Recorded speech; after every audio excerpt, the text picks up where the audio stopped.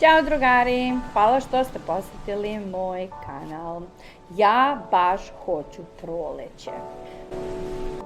Nekoliko zadnjih mojih videa su posvećeni proleću i cvetićima. U današnjem videu ja sam odlučila da napravim buketić koristeći male šišarkice.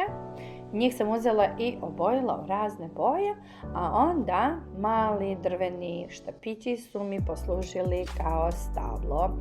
Onda sam isekla lišće i onda napravila mali slatki buketić. Uživajte u videu!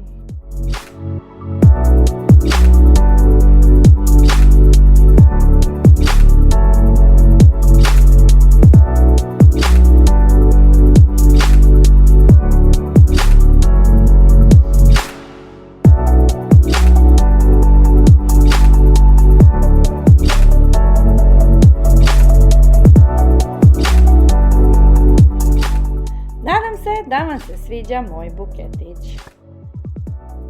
Za drugu ideju sam koristila štapiće za uši koje sam iseckala.